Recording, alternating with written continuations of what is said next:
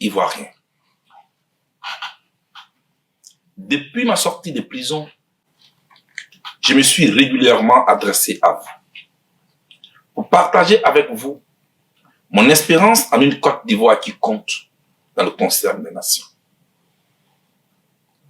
Ces différentes adresses m'ont aussi permis de vous exprimer mes inquiétudes ainsi que mes préoccupations en lien avec la situation sociopolitique de notre pays. Aujourd'hui, je me tiens encore devant vous, relativement aux tensions et autres violences qui ont secoué et endeuillé malheureusement notre pays ces dernières semaines. Je voudrais, à ce stade de mon propos, m'incliner devant les dépouilles des disparus et présenter mes condoléances les plus attristées aux familles endeuillées. C'est l'occasion pour moi de présenter mes souhaits de prompt rétablissement et de courage aux blessés et à leurs familles. En effet, depuis la décision du président Alassane Ouattara de briguer un troisième mandat, les génies vous parlent.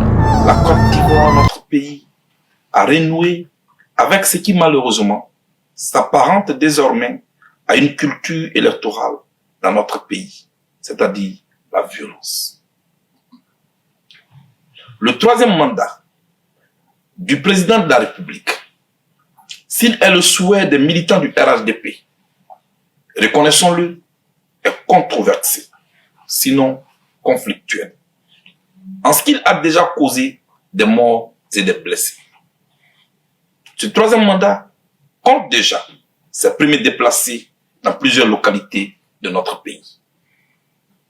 On aurait dit que la Côte d'Ivoire traîne malheureusement cette mauvaise tradition de violence électorale depuis plus de 2 décennies.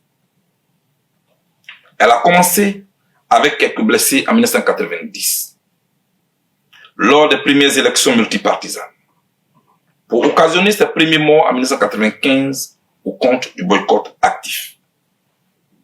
Le scrutin de l'an 2000 n'a pas fait d'exception, tant l'on se souvient encore des conditions dans lesquelles le président Laurent Gbagbo est parvenu au pouvoir, malgré sa large victoire à ces élections. En 2002, seulement 2 ans après les élections, une rébellion armée a endeuillé notre pays, pour des raisons que ses auteurs ont abondamment expliquées et sur lesquelles je ne compte pas revenir ici. Toujours est-il que les élections de 2010, qui avaient pour mission de normaliser et de stabiliser la vie politique, se sont muées en une guerre civile. Au lieu de compter les votes des Ivoiriens, ce sont plutôt les corps sans vie des Ivoiriens qui ont été comptés, hélas. Officiellement, l'on parle de plus de 3000 morts, sans oublier les milliers de nos concitoyens toujours en exil pour les uns et en prison pour les autres, du fait de cette même crise. Même les élections de 2015, qui ont eu lieu en l'absence du plus grand rival du président Alassane Ouattara, se sont aussi soldées par plusieurs morts et blessés. Les observateurs de la vie politique ivoirienne se souviennent encore des violences et des théories consécutives aux élections municipales de 2018. Bassam, Port-Boué, Plateau, Abobo, Divo, pour ne citer que ces exemples parmi tant d'autres. Un tel déclenchement de violence pour de simples élections locales laissait déjà présager les signes avant-coureurs d'un embrasement certain. C'est peu dire d'affirmer que la Côte d'Ivoire est devenue une poudrière en attente d'explosion. Les ingrédients sont déjà là. Le bûcher est fait. Il n'attend que la flamme. Et la décision du président Alassane Ouattara de briguer un troisième mandat a mis le feu aux poudres. Depuis l'annonce de cette décision, la Côte d'Ivoire a commencé à compter ses premiers morts, ses premiers blessés et ses premiers prisonniers politiques préélectoraux. Les sources officielles indiquent une dizaine de morts et plusieurs blessés. L'Organisation internationale de défense des droits de l'homme, Amnesty International, fait état d'agression des manifestants par des milices armées proches du pouvoir.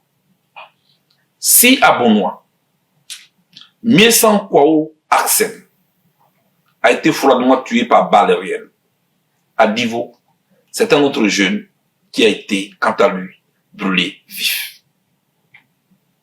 Bailly Alain Junior, originaire du village de Grand Bellam, dans la sous-préfecture de Djibiroua, a été tabassé par des jeunes miliciens.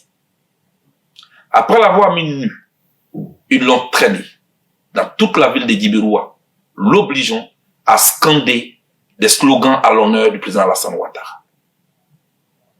Cette scène de torture et d'humiliation s'est déroulée sous la houlette de M. Sir Kambou, connu sous le sobriquet de Harley, président de la jeunesse du RHDP, parti au pouvoir à Djibiroua. À ce jour, la justice ivoirienne reste malheureusement toujours muette à ce sujet. Ce sont plutôt deux dames, Pulchéri Gbali, membre de la société civile, Anne-Marie Bonifon, présidente de la section Côte d'Ivoire des Générations et Peuples Solidaires, GPS, et leurs collaborateurs qui croupissent en prison, hélas. Ce triste tableau nous interpelle tous. Il nous met face à nos responsabilités. Compter des blessés et des morts avant, pendant et après les élections n'est pas une fatalité en Côte d'Ivoire. C'est pourquoi, comme je l'avais déjà fait en 2010, je voudrais, pendant qu'il est encore temps, tirer la sonnette d'alarme. Plus que jamais, notre pays est en quête d'unité. C'est pourquoi ces élections ne doivent pas se tenir. Organiser le scrutin électoral du 31 octobre 2020 dans les circonstances actuelles serait conduire notre pays droit dans le mur. Il nous faut repousser ce scrutin, mettre ce report à profit pour organiser des assises nationales qui permettraient de rechercher le consensus. Ces assises nationales seront, à mon sens, l'occasion de réunir autour d'une table les forces vives de la nation pour discuter des sujets, même les plus fâcheux. Ce scrutin ne doit nullement être considéré sous la forme d'une compétition entre les courageux d'un côté et les peureux de l'autre côté.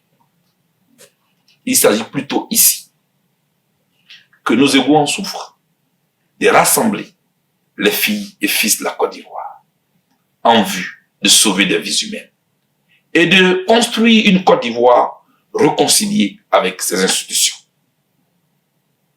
Pour une Côte d'Ivoire ambitieuse et unie dans sa diversité, source de notre richesse, il ne faut pas avoir peur de doter notre pays d'une commission électorale libre, libre de toute influence du pouvoir et des politiques. Il ne faut pas avoir peur des élections transparentes et inclusives. Il ne faut pas avoir peur de doter notre pays d'institutions crédibles et impersonnelles. Il ne faut pas avoir peur de nommer un juge indépendant à la tête du Conseil constitutionnel. Il ne faut pas avoir peur de libérer la parole politique pour que s'exprime la pluralité.